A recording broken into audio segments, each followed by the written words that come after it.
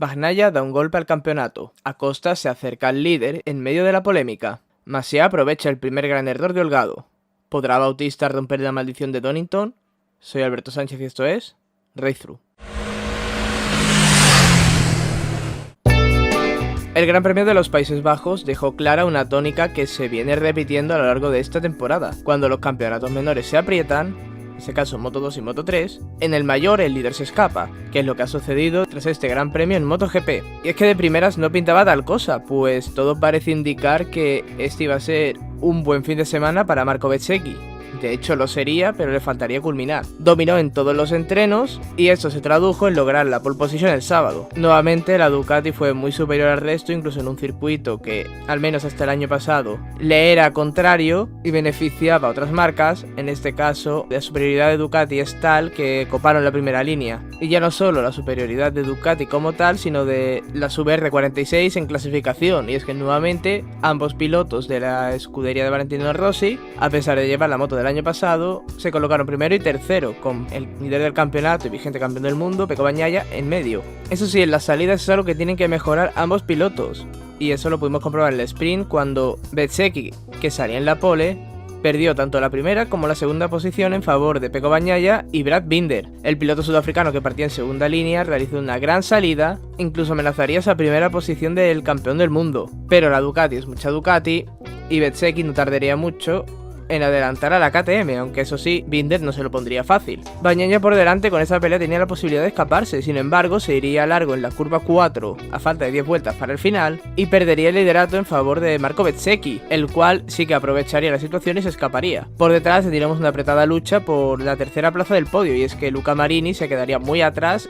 y ni siquiera intervendría. Por tanto, la lucha por la tercera plaza quedaría entre otras tres marcas que no son Ducati: una KTM, la de Binder, una Yamaha, una sorprendente Yamaha, la de Quartararo. Digo sorprendente porque a pesar de que en este circuito tradicionalmente siempre han ido bien, estamos viendo que este año tanto Yamaha como Honda están muy atrás respecto al resto de marcas, y una Aprilia, en este caso la de Aleix Espargaró. Pero no solo eso, incluso en el tramo final llegarían a acercarse a Bagnaia hasta entrar los cuatro prácticamente pegados. A pesar de rodar casi todo el tiempo uno detrás de otro, las posibilidades de adelantamiento, más aún debido a la aerodinámica, fueron prácticamente nulas, y Binder sería el que acabaría entrando tercero. Sin embargo, no terminaría en esta posición, y es que, debido a exceder los límites de pista en la última vuelta, se le sancionaría con 3 segundos y le harían perder esa tercera posición, que le recalaría a favor de Fabio Quartararo. Fabio Quartararo, que suma su primer podio en un sprint y su segundo, entre comillas, de la temporada. Por su parte, esta sería la primera victoria en una carrera sprint de Marco Bezzecchi, que se suma así a Martín, Binder y Bagnaia como los únicos ganadores en este tipo de carreras. Un fin de semana que de momento pintaba muy redondo para él, todo lo contrario que lo que pasaba en Honda y con Marc Márquez.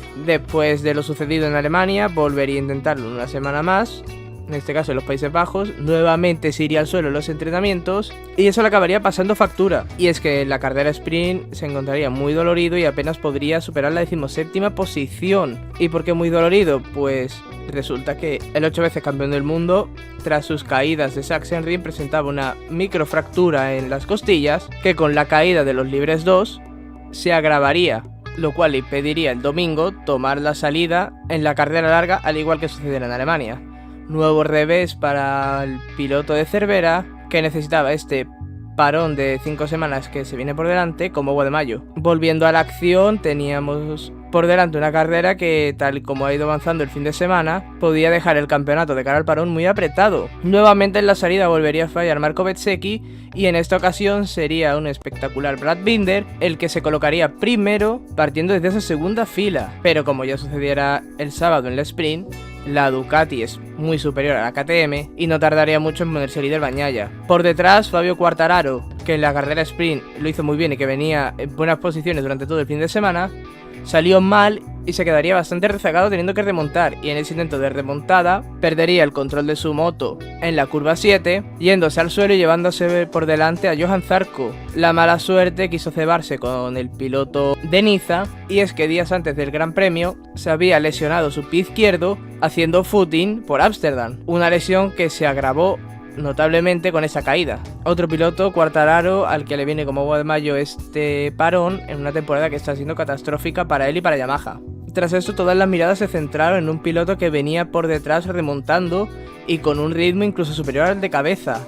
Maverick Viñales, que la temporada pasada terminó tercero en este circuito, el primer podio que lograría con Aprilia, se mostraba confiado de cara a la carrera y eso parecía demostrarlo en las primeras vueltas cuando, a pesar de salir muy atrás, comenzó a remontar y a imponer un ritmo incluso mayor que el de Bagnaia, que se encontraba líder en ese momento. Sin embargo, una vuelta más tarde del accidente de los franceses, sería el piloto de Girona el que se iría al suelo justo a la siguiente curva donde sucedió todo. Ese ímpetu por intentar recuperar posiciones le jugó una mala pasada, se le cerraría el tren delantero al irse un poco largo en la curva 8 y acabaría yéndose al suelo y abandonando. Con la carrera más o menos estabilizada, puedes fijarte en otras zonas de la parrilla, y en este caso por detrás destacaba un sorprendente Iker Lecuona que rodaba de manera bastante sólida en una 12ª posición. Recordemos que esta es tan solo la segunda carrera con la Honda de MotoGP del piloto valenciano, que está sustituyendo a Joan Mir en ese Gran Premio. Ya sustituyó a Marc Márquez en Jerez. Parecía que por fin podía llegar algo positivo para Honda, más allá de que Nakagami se encontraba rodando en el top 10, también gracias a las caídas, pero aún así manteniéndose ahí. Sin embargo, las esperanzas de Lecuona de terminar en puntos se esfumarían y acabaría abandonando entrando en boxes. Volviendo a la cabeza, Bezzecchi estuvo rodando durante bastante tiempo a rueda de Brad Binder, que se encontraba segundo. El piloto sudafricano se mostró muy sólido y muy fuerte durante todo el fin de semana, pero nuevamente, y a pesar de ser una moto del año pasado, la Ducati sigue siendo superior a la KTM, y con el paso de las vueltas Bezzecchi acabaría pasando a Binder. Eso sí, ya se encontraba demasiado lejos Bagnaia como para darle caza. Binder no solo perdería esta posición, sino que se quedaría cada vez más rezagado y acabaría siendo atrapado por Aleix Espargaró, que también estaba realizando un grandísimo fin de semana, y Jorge Martín, que estuvo bastante tapado a lo largo de todo el mismo después de su victoria en Sachsenring, pero que gracias a las caídas y a su ritmo en la segunda mitad de la carrera larga pudo asomarse a las posiciones delanteras, incluso llegar a pelear por el podio. Nuevamente sería Binder el que cruzaría tercero en línea de meta, pero los límites de pista le jugaron una mala pasada, sería sancionado con perder una posición que le recalaría en Aleix Espargaró, que suma su primer podio de la temporada. ¿Quién lo diría después de lo que sucedió el año pasado cuando estuvo incluso peleando por el título? Por delante, Bezzecchi terminaría segundo y Pecco Bagnaia lograría el back-to-back en el circuito neerlandés, dejando una curiosidad, y es que prácticamente se repitió el mismo podio de la temporada pasada, Bagnaia primero, Bezzecchi segundo, y una Aprilia tercera, en este caso la de Aleix, cuando el año pasado fue la de Maverick. Un gran premio que deja a Bagnaia muy líder de cara a este parón, que veremos cómo afecta mentalmente a todos los pilotos y cómo afecta a nivel de estructuras. Y es que no es descartable que pase con Bezzecchi lo que ya vimos la temporada pasada con Bastianini, que tras el parón le darían la moto de ese año, en este caso le daría una GP23 al piloto que está peleando por el Mundial, y que ahora mismo se encuentra tercero del campeonato a tan solo un punto de Jorge Martín. En Moto2, por su parte, las cosas se apretaron bastante en el campeonato, y es que en este triplete el gran ganador ha sido sin duda Pedro Acosta. Eso sí, el sábado las cosas no le salieron nada bien ni a él ni a Arbolino, puesto que partirían muy atrás de cara al domingo. El que sí le fueron bien las cosas el sábado fue Alonso López, que logró la pole en un circuito en el que Bosque Oscuro no tiene tanto déficit respecto a las Calex. En la salida, Alonso mantendría el liderato y prácticamente todas las posiciones de arriba se quedarían estabilizadas. Destacar la presencia sorprendente, dado lo que ha estado sucediendo a lo largo de este principio de temporada, de Ai Ogura, y es que el piloto japonés, recordemos, vigente subcampeón del mundo de Moto2, debido a la lesión que sufrió antes de la pretemporada y que le impidió tomar parte de las primeras carreras del año, la había tenido rengueante en un periodo de adaptación a la nueva Kalex de 2023, un periodo de adaptación que parece que ya ha finalizado y que una vez está el piloto japonés al 100% vuelve a estar arriba. Lástima para él, que ya está demasiado lejos en el campeonato como para aspirar a él. Muy atrás, rondando la 10ª posición, tendríamos que ir a buscar a Arbolino y a Pedro Acosta. Eso sí, ambos a lo largo de la carrera irían remontando posiciones poco a poco, sobre todo el murciano. Por arriba, Dixon y Ogura irían a la caza de un Alonso López que poco a poco se empezaba a quedar sin ritmo, y es que parece que las ruedas en ese bosque oscuro no aguantaban lo suficiente.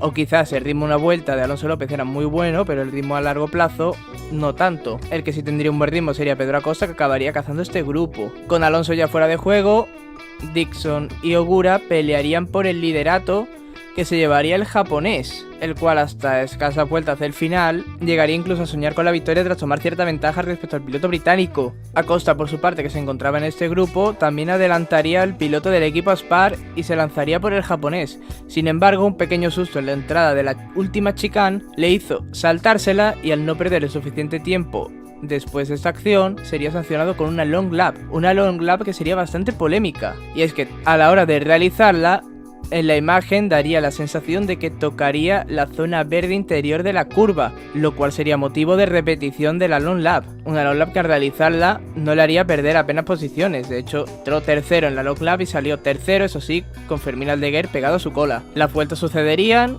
mantendría Aldeguer detrás, un Aldeguer que rozaba su primer podio y que tenía esperanzas de que con esa sanción alcanzara en caso de no poder adelantar a su paisano, pero una sanción que jamás llegaría. Por delante, Ogura perdería la ventaja que tenía respecto a Dixon y el piloto británico no lo dudaría lanzándose en la primera curva en una acción bastante agresiva en la que incluso al abrir la trazada llegaría a tocar la rueda delantera del piloto japonés, pero sí consolidaría el adelantamiento, un adelantamiento que sería definitivo y que le da al piloto del equipo Aspar su primera victoria en el campeonato, una victoria que le hace romper una barrera psicológica a un piloto que veíamos ya desde el año 2020 que era o que podía ser muy competitivo, sin embargo a la hora de la verdad o acababa yéndose al suelo o tenía problemas que le hacían perder posiciones. Ya el año pasado rompió esa barrera de lograr su primer podio, no terminaba de superar la tercera plaza y en este gran premio no solo supera esa tercera plaza sino que logra la victoria, una victoria que le hace encaramarse a la lucha por los puestos de arriba, quizá una hipotética medalla de bronce puesto que Arbolino y Acosta siguen muy lejos.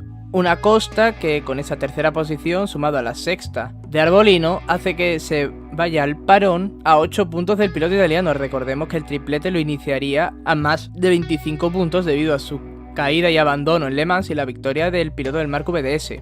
Moto 2 no sería la única categoría en la que se apretarían las cosas, también sucedería en Moto 3, aunque no al mismo nivel. Empezando por la clasificación que nos dejó bastantes sorpresas. La primera, la pole de un David Muñoz, que a sus 17 años logra su primera mejor vuelta en su trayectoria en el Mundial. El piloto sevillano, que no acostumbraba a clasificar bien, parece que es algo que ha ido mejorando esta temporada, aunque al principio del año le costó muchísimo. Con esa caída de Jerez parecía que su progresión se podía cortar, sin embargo en su regreso en Sachsenring, a pesar de la sanción que le obligaría a salir atrás, quedaría bastante adelante en clasificación y ahora lograría una pole que, sin sanción de por medio, nadie la arrebataría. Pero no solo fue sorprendente por esto, sino también por los líderes del campeonato que, diciéndolo claro, se la pegaron.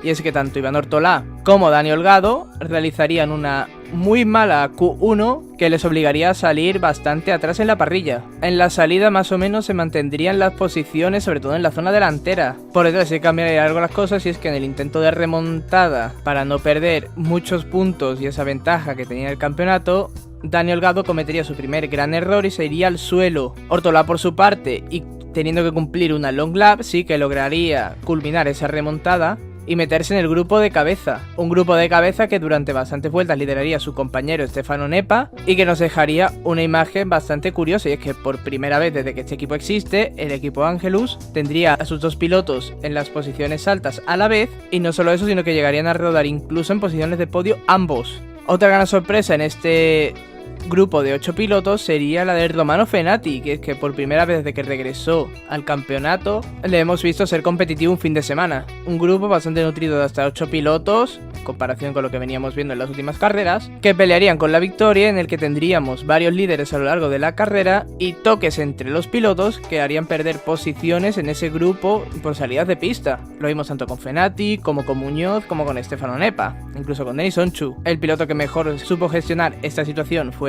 Jaume Masia, y como consecuencia de ello lograría ponerse líder a falta de 2 vueltas del final y sacar algo de distancia que le permitiría cruzar primero la línea de meta y lograr así su primera victoria de la temporada, la segunda de Honda y la segunda del Leopard, tras la conseguida por su compañero Suzuki en Argentina. Por tanto, tras esta victoria y el 0 de Holgado, la ventaja del piloto del Tectroa en el campeonato se reduce de 41 puntos a 16. Sigue siendo muchos en comparación con Moto2 por ejemplo, pero ya no es una distancia que parecía insalvable como asemejaba tras Alemania. El podio lo completarían Ayumu Sasaki y Denis Onchu, un Denis Onchu que ha sido sin lugar a dudas el mejor piloto en este triplete, ya que en las 3 carreras subiría al podio en cada una de las posiciones del mismo, segundo en Mugello, primero en Sachsenring y tercero en Assen. Mención de honor a un piloto que ya le vimos sorprender en la salida de Sachsenring, aunque se acabaría yendo al suelo en esa primera vuelta,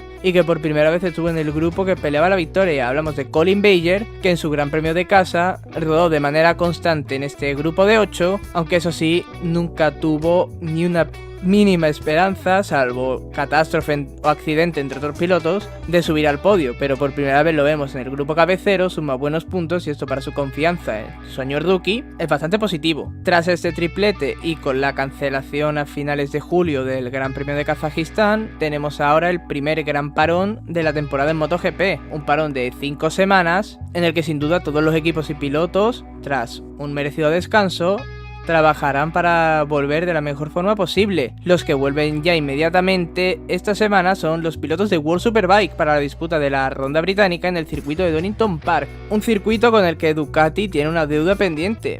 Y es que parece que este viejo aeródromo está maldito para la marca italiana, que no gana en él desde el año 2011 con Carlos Checa. Tanto el dominio de Bautista en lo que llevamos de temporada tendrá que luchar contra esta maldición entre comillas que ya le afectó la temporada pasada cuando no fue capaz de ganar ninguna de las 3 carreras, incluso llegó a irse al suelo en la carrera sprint. Por otro lado tenemos a Toprak Zahatrioglu, el piloto de Yamaha, al menos hasta que termine la temporada, es sin duda el rey de Donington, y es que lleva 2 temporadas consecutivas dominando de principio a fin en la pista británica, y veremos si la Ducati nuevamente vuelve a fallar en el circuito inglés, vuelve a dominar como ya lo hiciera la temporada pasada. También habrá que tener un ojo puesto sobre Jonathan Rea, y es que a pesar de que la Kawasaki se está viendo este año notablemente inferior tanto a la Yamaha como sobre todo, como todas las marcas, a la Ducati, pero siendo este el Gran Premio de casa, el piloto de Valimena estará motivado y quizá veamos algún buen resultado que anime un poco las caras en el box de Kawasaki. Como outsiders podríamos tener a las BMW, y es que este es un circuito en el que las motos alemanas suelen ir bien, y para colmo cuentan con un piloto como es Tom Sykes, que en su época en Kawasaki y ya después incluso con BMW fue un piloto muy rápido que logró grandes resultados, dominios absolutos con Kawasaki, incluso alguna victoria en alguna Super Pole Race con la BMW. Sí que tendremos que estar atentos a los pilotos de la marca alemana. Scott Redding también realizó buenos fines de semana la temporada pasada, y habrá que analizarlo absolutamente todo ya desde el primera hora, con los libres 1 del viernes a las 11:30 de la mañana, horario peninsular. Libres 2 por su parte serán a las 4 de la tarde. El sábado tendremos los libres 3 a las 10 de la mañana, el horario cambia una hora respecto al oficial debido a que en Gran Bretaña es una hora menos. La Superpole será a las 12:10 y la primera carrera del fin de semana, la carrera 1, será a las 3. El domingo no solo cambian los horarios debido al cambio horario, sino también afectados por la Fórmula 1. Por tanto, todas las sesiones se retrasan hasta un par de horas y tendremos el warm-up a las 11 de la mañana, la Super Pole Race a las 2 de la tarde, horario al que normalmente se disputa la carrera 2, y esta carrera 2 se disputará en esta ocasión a las 5 de la tarde, horario peninsular. Con el parón de MotoGP, todos los ojos estarán puestos en World Superbike, un campeonato que, en función de lo que sucede este fin de semana con Ducati y con Bautista, quizás pueda quedar sentenciado, si no lo está ya, en este periodo estival. Eso ya lo veremos la semana que viene, entonces a seguir dando gas.